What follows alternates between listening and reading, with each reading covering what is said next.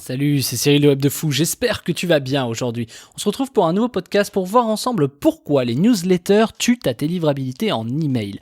On va parler affiliation, on va parler produits, on va comparer les deux, on va parler de plein de choses aujourd'hui et tu vas apprendre énormément de choses que tu n'as jamais entendues nulle part qui tuent aujourd'hui ta délivrabilité et bien sûr je vais te donner les solutions derrière. Avant ça, tu connais le truc, tu cliques sur le bouton s'abonner, tu vas dans la description, il y a un lien, ça s'appelle rejoins mes contacts privés, tu cliques dessus, tu mets ton email et tous les matins tu reçois un podcast à forte valeur ajoutée avec des informations qui vont changer ta vie et ton business, crois-moi. Ok ? Allez, on y va.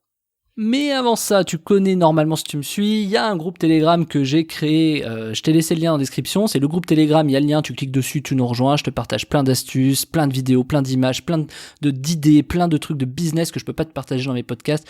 La communauté est là-bas, donc je t'invite vraiment à cliquer dessus et nous rejoindre. Allez, on y va pour le podcast. Bon, quand on voit des newsletters, il y a deux possibilités. Soit tu fais de l'affiliation, soit tu vends tes propres produits. Et là, il y a plusieurs choses. En faisant de l'affiliation, tu as un problème, je sais pas si t'en fais, mais en tout cas je vais le résumer. Tu vas sur des plateformes d'affiliation, les plateformes d'affiliation elles te disent « Ok, voilà les emails que tu dois envoyer ». Tu envoies ces emails et bizarrement, tu as des taux d'ouverture et des taux de clics qui sont largement inférieurs. Ici, je vais t'expliquer quelque chose. Donc là, on est vraiment sur la partie affiliation. Ici, les kits emails sont développés, pas forcément pour cliquer énormément. Ils sont développés pour que ceux qui cliquent soient hyper méga intéressés, qui font en sorte que leur trafic qui va venir sur leur site convertisse un maximum. Mais toi, tu te retrouves avec des statistiques qui sont peut-être, je sais pas, à 10% d'ouverture ou 8% d'ouverture et des taux de clics à 1, 2, 3, 4, 5%. Alors que si par exemple tu rédigeais des emails, tu pourrais monter à 15 ou 20%. Pourquoi les annonceurs ne veulent pas, quand ils créent des newsletters, que tu cliques autant ? Parce qu'ils veulent pas tout ton trafic de merde en fait. Ils veulent les gens qui soient hyper intéressés, etc. Donc du coup, ils font des trucs qui cliquent pas trop. Le problème, c'est que toi, en délivrabilité, en fait, ça ouvre pas trop et ça clique pas trop. Donc du coup, qu'est-ce qui se passe ? Quand on voit des emails, t'as des gens qui s'appellent Orange, Gmail et tout, qui disent là, t'as vu, quand le mec envoie cette news et que c'est cette adresse, etc., ça passe pas très très bien. Donc voir cette newsletter, on l'a déjà vu plusieurs fois, parce que en plus de ça, il n'y a pas que toi qui l'envoie, il y a tout le monde. Et donc du coup, ils se disent ok, il y a un problème. Il y a un gros problème parce que ça clique pas trop, ça ouvre pas trop. Bref, si ça se trouve, c'est des spammers. Et tu peux être assimilé à un spammer juste parce que tu envoies des news d'affiliation. Pourquoi ? Je te le redis, parce que t'as pas que toi qui envoie cette news, donc elle est pas dédiée à toi, et parce que non seulement elle est envoyée en masse, mais en plus, elle est pas faite pour cliquer et ouvrir à fond, tu vois. Voire même dans l'affiliation, t'es obligé en emailing d'avoir des objets et des expéditeurs qui te sont dédiés. En gros, t'as une liste et tu dois absolument les shooter. Et ça, c'est une sacrée erreur, parce que tout le monde envoie la même chose, en fait. Donc ce qui se passe, c'est que ça épuise les audiences, et ce qui se passe, c'est que ça épuise aussi Orange, Gmail, Wanadoo, SFR, Free, machin. Ça les énerve tous parce qu'ils voient que cette news, voilà, tu vois. Alors, il y a un petit effet au départ en mode, ah, c'est nouveau, boum, ça a l'air bien, les gens cliquent, machin. Le problème, c'est que les audiences sont tellement mélangées, comme par exemple, tu me suis moi, mais tu suis aussi d'autres personnes, tu vois. Et derrière, ça fait que quand t'envoies, imagine demain, t'as tous les infopreneurs qui envoient la même news. Je veux dire, forcément, ça va moins cliquer et moins ouvrir au bout d'un moment, tu vois, avec le même objet et tout, tu vois le truc. Donc voilà, donc ça, c'est vraiment un problème. Et ces newsletters d'affiliation tuent vraiment l'affiliation. La solution, c'est que toi, tu crées tes mêmes emails. Le problème, c'est que dans l'affiliation, t'as pas vraiment le droit de faire ça. Mais, parce que tu dois avoir des BAT, des mecs qui te valident, etc. Bref, c'est un peu chiant. Mais, il y a des trucs où, honnêtement, c'est quelque chose de vraiment, vraiment pertinent. Et je vais te donner la solution, c'est que tu rédiges toi-même les kits en mettant les bons liens.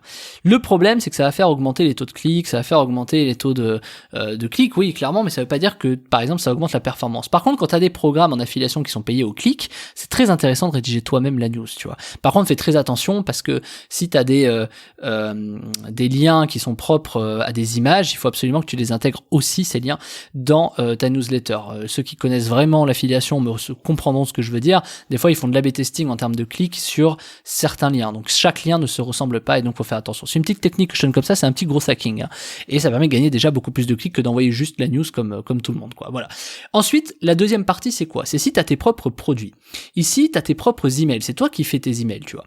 Et quelque chose que je t'ai pas dit juste avant, c'est que tu vas voir la différence, c'est que dans l'affiliation, c'est pas toi qui héberge les images, c'est pas toi qui, tu sais, les images, elles sont hébergées ailleurs. Par exemple, quand tu as des images dans un kit mail, elles sont pas forcément hébergées sur ton serveur, sur ton domaine. Petite technique et petite astuce supplémentaire, quand tu as tes propres produits, je te conseille vivement d'héberger les images sur le domaine qui envoie la newsletter. Exemple, moi j'envoie mon email avec Web de Fou, il faudrait que mes images, je les héberge sur webdefou.fr.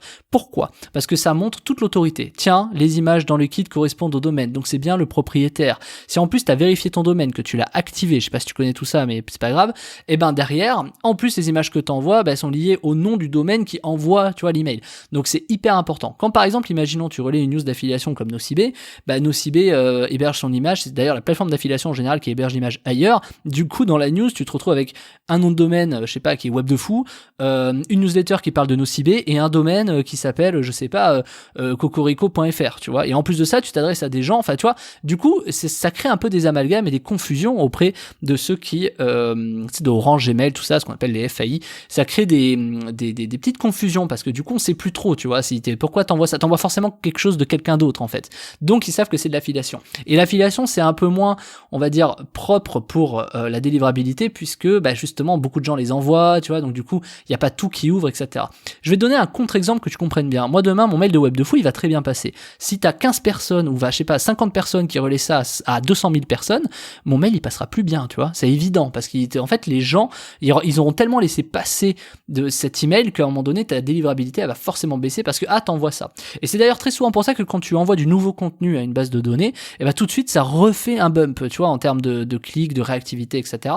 Parce que justement, c'est quelque chose de nouveau. Donc c'est très important. Et en fait, t'as des spammers qui peuvent te faire chier à cause de ça. Parce que imaginons, tu donnes une newsletter et un spammer l'envoie. Du coup, le spammer, il va, tu vois, Orange Gmail, ils vont dire, hey, c'est un spammer, on arrête cette news. Du coup, la newsletter peut être blacklistée. Donc du coup, toi, demain, tu vas te retrouver, je sais pas, t'as juste envie d'envoyer le truc, tu dis, tiens, c'est un problème qui me plaît bien.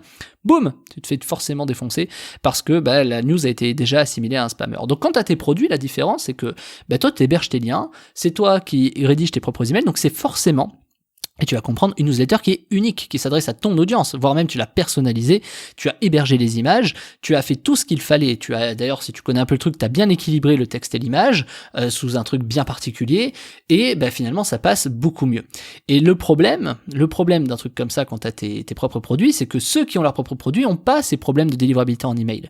Donc en fait, il y a vraiment un monde qui se combat, c'est l'affiliation et les propres produits. Si quelqu'un avait ses propres produits, venait du monde de l'affiliation emailing et faisait ses propres produits, et puis je dis ça comme ça, mais quelqu'un comme moi, du coup, il saurait très très bien pourquoi il y a des choses à faire et des choses à ne pas faire. Pourquoi l'affiliation?